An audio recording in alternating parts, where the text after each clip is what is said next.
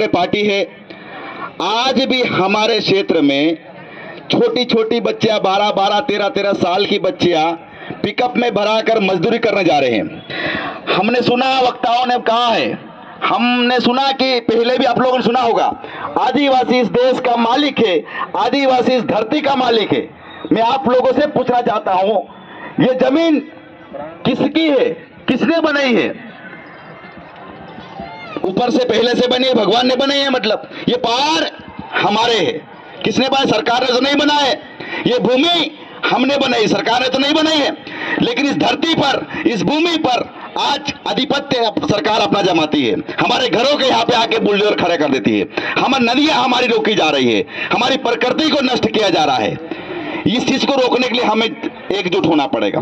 दूसरी चीज, जिनके हाथों में, जिन बच्चों के हाथों में ताकत होना चाहिए, कलम होना चाहिए, किताब होना चाहिए, उन बच्चों के हाथों में आज फावड़ा और गेंदी थमा दी गई है। जिन युवाओं को आज नौकरी देना चाहिए, जिन युवाओं को शिक्षा देना चाहिए, वो युवा मजदूरी कर रहा है, पलायन कर रहा है। जिसकी युवा हम बोलते हम ताकत है, हम इस देश के मालिक हैं, हम कैसे मालिक बनते जा रहे हैं? हम कैसे मालिक हैं? हम ये हमें आप सबको इस मंच से और हमेशा इस बात को अपने मंतव्य करना चाहिए कि आखिर हमसे गलती कहां हो रही है, किस देश के मालिक है हम, कैसे मालिक है हम? जहां पर सुबह 7 बजे से हमको इस बात की चिंता लगी रहती है कि अगर आज एक दिन में अगर मजदूरी नहीं करने जाऊंगी मैं, तो मुझे शाम को खाना नहीं मिलेंगे। या तो हमने 75 सालों से गांडू नेताओं को चुना है, या फिर हमारे लोग गांडू हो गए, जिनको जिस समय सिखाना था, हमें पढ़ना था, हमें क्या सीखने को मिला? हमको नाचना कूदना सिखा दिया।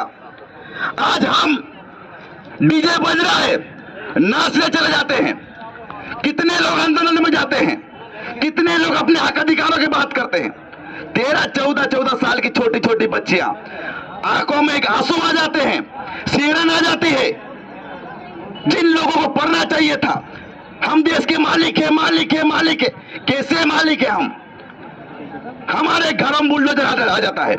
अभी 2023 में भारत सरकार ने एक बहुत बड़ा आयोजन किया था, G20 करके, और वहां पर विदेश के लोगों को बुलाया, सबसे अलग अलग, और उन लोगों को बोला है कि आप हमारे देश में आकर कंपनियां लगाओ, हमारे देश में आकर आप निवेश करो।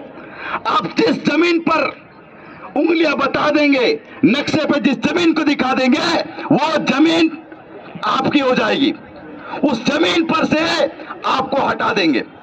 आप मुझे ये बताओ, कोई फैक्ट्री लगेगी तो बड़वानी जिले में नहीं लगेगी, वो फैक्ट्री लगेगी हमारे गांव में। उनको पता है बड़वानी जिले में लोग रहते हैं, लेकिन हमको तो वो लोग मानते ही नहीं है कि हम इस जमीन पर रह रहे हैं, हमारा घर उजड़ेगा। इस बात को मानते ही नहीं है। साथियों, नाचना कूदना हो गया है। हमारी पीढ़ी ने बहुत नाचा, बहुत सीख लिया हमने। नाचना कूदना भी है हमारे खून में, नाचे हमारे कोई दिक्कत नहीं है। लेकिन जब हक अधिकारों की बात आती है तो हमें वो भी जानना चाहिए, वो भी सीखना चाहिए। दूसरी चीज में एक मिनट का और टाइम लो करा दो। हमारे क्षेत्र में, हमारे जिले में एक समय, आज से 15 साल बाद, ये वाल सिंह दादा और हर सिंह दादा इनके साथ जब हम काम करते थे, तो हमें यही बात नहीं पता थी कि कौन भिलाला है, कौन बारेला है, कौन भिले। यहां मैं गारंटी दे दो, अधिकतर लोग ये नहीं मालूम है कि सुमेर भाई की क्या जाति उपजाति है। एक नई चीज कुछ समय पहले से शुरू हुई है, गांडूगिरी। भिलालाबाद, बारेलाबाद, भीलवाद, ये कौन है बारेला है, ये कौन है भील है। जब आपको पुलिस वाला मारेगा, गोली मारेगा, तो ये नहीं पूछेगा कि भील है, भिलाला है, बारेला है, वो ये बोलकर मारेगा आप आदिवासी हो। इस बात को आपको सोचना चाहिए। इस गांडूगिरी को खत्म करना चाहिए हम लोगों को। हम लोगों को बात करना चाहिए कि हमारा खून है कि हमें लोगों ने बांटा है, लेकिन हम बटेंगे नहीं। सिर्फ बात करना चाहिए हमारा आदिवासी। अगर मैं हमेशा हर मंच से कहता हूं, अगर कभी पार्टी के अगर भाई को तकलीफ होगी वही तकलीफ बढ़वाने वाले ने महसूस करना चाहिए। सीहोर वालों ने कहीं पर भी हो आदिवासी, उसको उतनी तकलीफ होना चाहिए, तो हमारे इन पुरखाओं का बलिदान सफल हो गया मानेंगे। अगर हम आज बट गए तो हम मारे जाएंगे।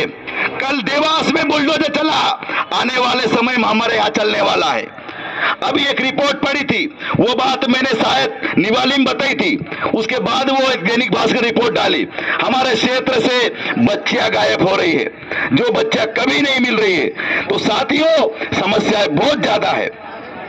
एक आखिरी चीज आपको संदेश मेरा है, हमारे बच्चों के लिए, आप सब यहाँ बड़े बुजुर्ग बैठे हुए, माता बहनें बैठी हुई है, साथियों कम से कम हमारे बच्चों को स्कूल तक आप भेजिए, अच्छी से अच्छी स्कूल में पढ़ाइए साथियों, क्योंकि ये सबसे बड़ा दुख का कारण है, सबसे बड़ा जहर है अशिक्षा। अशिक्षा से गरीबी आ रही है, गरीबी आ रही है, हमें पेट के लिए दौड़ना